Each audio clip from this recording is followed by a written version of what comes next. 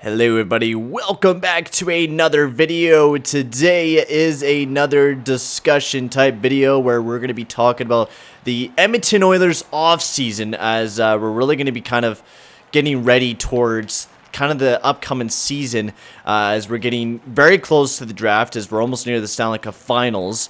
Was just amazing how close we are. Oh my god, that was a zapper by Anthony there.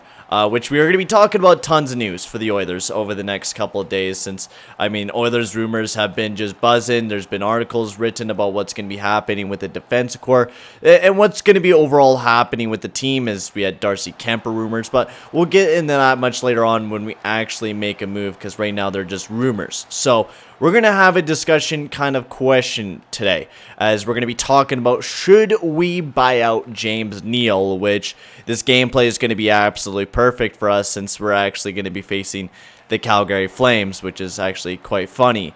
But yeah, that's the big news today, and that's the big topic of today's video. Should we buy out James Neal? I was reading an article by Jonathan Willis, I think his name is, on The Athletic. I was reading his article on why we should buy out James Neal, and he was going over that it releases about $3.8 million worth of cap space for us, which right now we have $10 million heading into the offseason with of course Anthony Ciu, Ethan Bear, Mike Smith, Matt Benning, and many players like that coming up, of course, as UFAs. We also need to get a third-line centerman, improve the defense a little bit, so we need some money, and that's without a doubt. We definitely need some money, and if we're not able to get rid of Chris Russell, would a James Neal buyout be a smart idea for the Edmonton Oilers? Now, with me, I don't know if I want more dead cap. You know what, that it really does suck that we are actually even thinking about buying out James Neal. That was a beautiful goal there. But that's just the way that things are in the NHL, right? Especially with this flat cap that we are in now. But if we were to buy out James Neal now, that means we would have to be paying this man for the next 6 years worth of $1.9 million, which means he would make $11.5 million over those next 6 years, which I don't think now is the time for us to buy out James Neal. I honestly don't think that, because of the fact that we're still paying Buyout $1.3 million, which, what a joke of a contract that was. Buyout was actually a good player, and we should have kept him instead of buying him out, because at the time we actually had a decent amount of money. We also have Andrej Sekera bought out. Now we're just paying him $2.5 this year, and it lowers by $1 million next year, so we do make an extra $1 million next year, which will be nice. But still, we have those two players still. Plus we're still paying. Oh yeah, that's a goal right there. I can't really see because the camera's in the way. But we're still paying Andrej Sekera for the next 4 years or 3 years, and we're still paying Milan Lucic $750,000 for the next 3 years as well. So that takes up a pretty decent amount of our cap space, about $4.5 million. It takes up worth of our cap space worth of dead cap, which is already a decent amount. If we didn't have all those buyouts and retained salary caps, we would actually be at a decent amount of money right now for this team. But you know what? It sucks. You know what? Shit happens, right? Oh, dude. What a fucking poke check, bruh. Down to Ennis. Just shoot it. Rebound. Oh, that was a good rebound there. But I don't think, honestly, the James Neal buyout, yes, it would be a smart idea for this year. It frees up some extra cap space for us. And I was seeing how Jonathan Williams was saying that it wouldn't be a bad idea because it would give us more money this year. But then we would have that dead cap space of having James Neal, and also a guy that was such a huge contributor on our power play. He had 19 goals this past season. Now, as a GM, you're looking, if you're buying out James Neal, that means you would have to find a guy that you can replace with that could score 19 goals. And that is the biggest thing with buying out someone. Can you find someone to replace that player? Sekera. And a lot of people are like, oh, it was a bad buyout to buy out Sekera. And yeah, it would have been a better idea to buy out James or Chris Russell, without a doubt. Would have been way better to buy out Chris Russell. Yes. But it was a better idea to buy out Sekera. Would have saved us a lot more money than buying out Chris Russell. Now, Chris Russell could be a hot commodity by a lot of teams. For example, the Winnipeg Jets.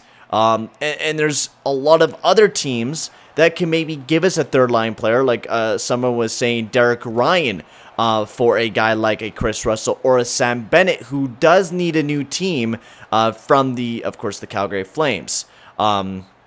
Sam Bennett now, over the past couple of years, he's struggled, hasn't really been able to find his actual groove.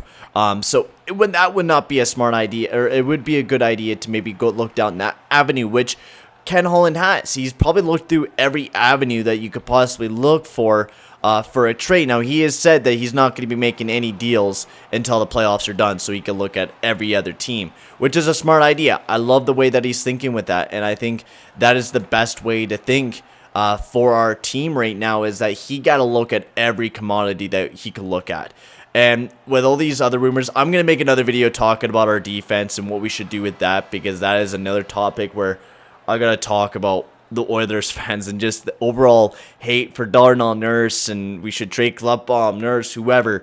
I want to talk about that much later on in another video, but we're explaining about James Neal, right? James Neal was a huge player, and we only have to deal with him for another 3 years. If you buy him out next year, that means you're only having to pay $1.9 million for the next 4 years, which I think is a better idea. But also, James Neal brings that playoff experience to the team, which we really don't have, right? James Neal's been to the Stanley Cup Finals twice with Nashville and Vegas. He brings that experience to the team. He's played 108 playoff games in the NHL. That is a huge amount of veteran leadership that James Neal brings, and you can see how well he plays as well.